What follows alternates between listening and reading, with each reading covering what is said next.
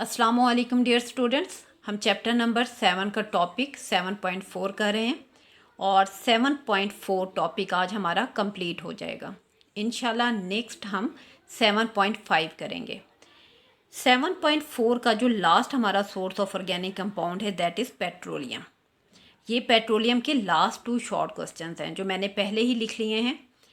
इसमें से पहला है illustrate 2 principal fractions obtained from petroleum giving boiling point range, composition and uses. ये वैसे तो मैंने अपने लास्ट लेक्चर में भी बताया है, लेकिन ये अलग से भी आता है, अलग से एक 2 मार्क्स का क्वेश्चन भी बनता है। तो इसको जब भी आपने पेपर में अटैम्प्ट करना है तो उसको अटैम्प्ट करने का तरीका ये है कि उन्होंने आपसे जस्ट 2 पूछे हैं तो आपने 2 ही लिखने हैं। पहला आप कॉलम बना लें फ्रैक्शन का, कि उसमें आप लिखें कि आप कौन से 2 फ्रैक्शन लिखेंगे, ठीक है। उसके बाद जो सेकंड कॉलम बनेगा दैट इज़ बॉइलिंग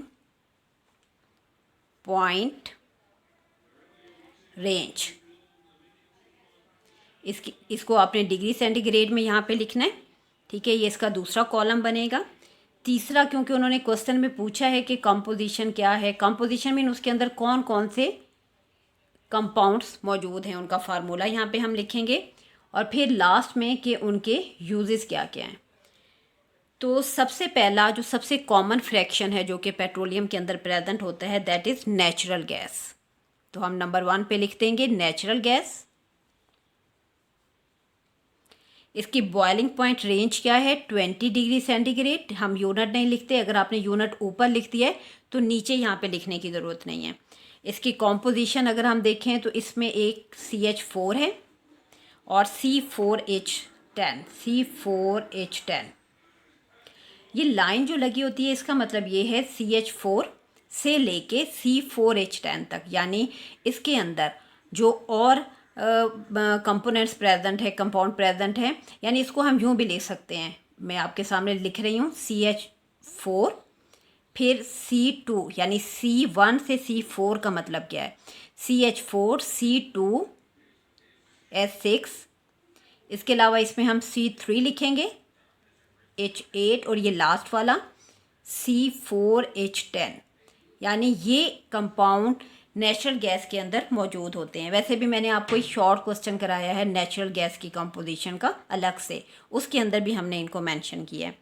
फिर इसके यूजेस क्या हैं। मेन इसका जो यूज़ है हम सब के घरों में एज अ फ्यूल ये इस्तेमाल होती है। इसके अलावा ये पेट्रोकेमिकल्स के तौर पे भी यूज़ होती है, लेकिन जो मोस्ट कॉमन है आप उसी को याद कर लें कि ये एज अ फ्यूल इस्तेमाल होती है।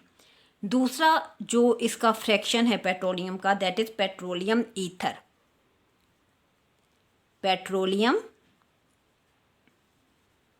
ईथर।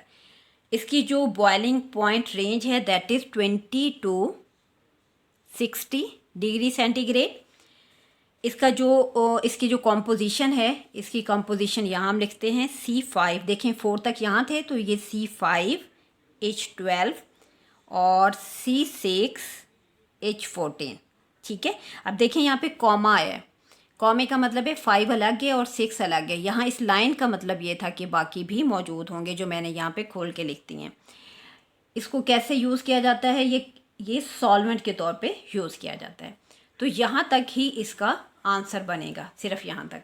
अब आपको ये मुश्किल लग रहा होगा कि ये CH4 C4 ये क्या है, ये अल्केन सीरीज़ है।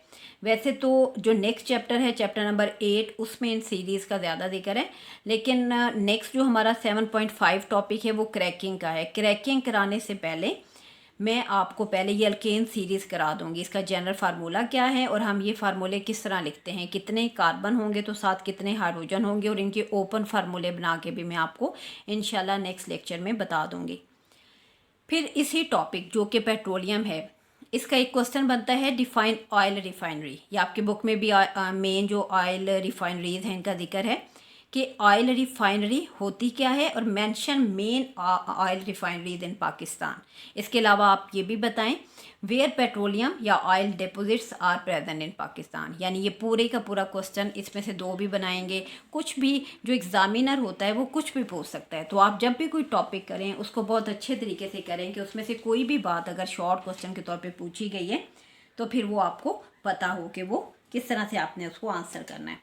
अब जैसे कि नाम से ज़ाहिर है, सबसे पहले हम ऑयल रिफाइनरी की डेफिनेशन कर लेते हैं कि ऑयल रिफाइनरी, इसकी डेफिनेशन कि ये है क्या। नाम से शो हो रहा है ना कि रिफाइनरी, रिफाइन मीन साफ़ करना। ऑयल रिफाइनरी, जो क्रूड ऑयल ज़मीन के अंदर से निकाला गया है उसको साफ़ करना, ताकि फिर उसके अंदर के फ्रैक्शंस को मुख्तलिफ पर्पज़ के लिए यूज़ करना। तो जब हम ऑयल रिफाइनरी की डेफिनेशन करेंगे तो हम कहेंगे कि those industries which purify the petroleum and separate different components that are present in the petroleum. यानी नाम से भी जाहिर है, रिफाइनरी मीन ऑयल को, क्रूड ऑयल को साफ़ करने वाली इंडस्ट्रीज़। तो हम यहाँ पे ब्रीफली लिख सकते हैं, यहाँ पे industries which purify the, industries which purify the petroleum. ना सिर्फ ये कि वो पेट्रोलियम को प्योरीफाई करती हैं, बल्कि सेपरेट डिफरेंट कंपोनेंट्स, जैसे कि हमने फ्रैक्शन डिस्टिलेशन किया तो हम यहाँ पे एक और बात भी लिख देते हैं, सेपरेट डिफरेंट फ्रैक्शंस।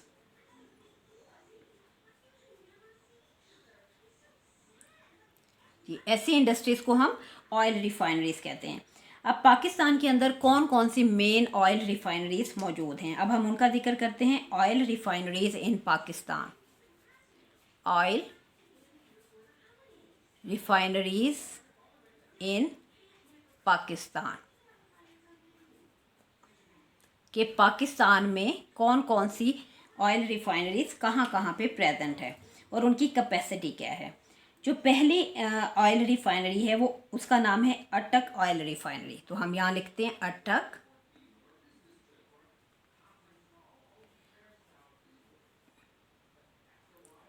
अटक ऑयल रिफाइनरी। ये कहाँ पे है, किस जगह पे ये लोकेट करती है? ये रावलपिंडी में है, आपके शहर में लोकेट करती है। और ये तकरीबन 1.25 मिलियन टन्स कैपेसिटी है ऑयल को रिफ़ाइन करने की एनुअली। तो यानी नेक्स्ट पॉइंट इसका ये है कि 1.25 मिलियन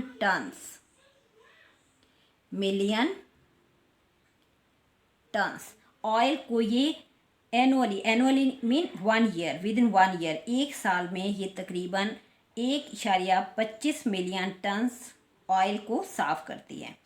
जो दूसरी, ये इसकी पहली होगी अटक, इसकी जो दूसरी रिफाइनरी है वो 2 ऑयल रिफाइनरीज हैं जो कि कराची में हैं। अब इसमें हम लिख लेते हैं कि 2 ऑयल रिफाइनरीज इन कराची,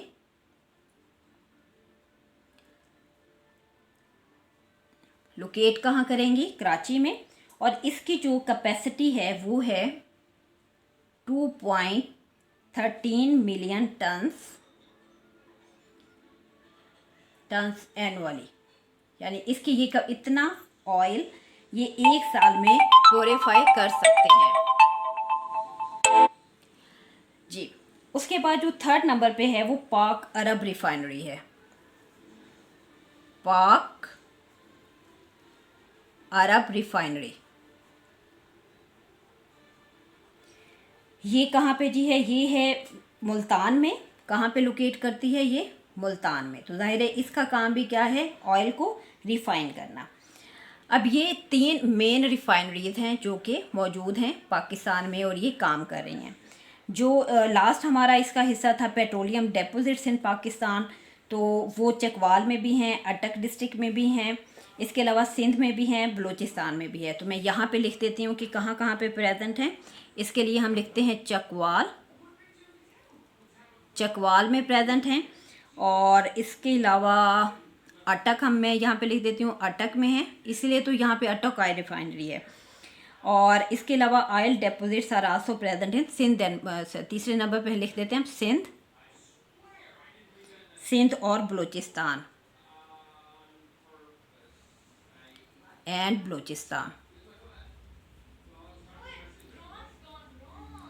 जी। ये हमारा टॉपिक ख़त्म हो गया 7.4। तो इस तरह से डिफरेंट शॉर्ट क्वेश्चंस की फॉर्म में आप अगर कोई भी टॉपिक तैयार करते हैं तो आपका वो ज़्यादा अच्छा तैयार हो जाएगा और आपको समझ भी ज़्यादा अच्छे से आएगा, समझ आएगा, और फिर उसको इस तरह से पॉइंट बना के याद रखना और करना आपके लिए आसान हो जाएगा। ओके बेटा, नेक्स्ट टाइम फिर 7.5 स्टार्ट करेंगे। टेक केयर, अल्लाह हाफिज़।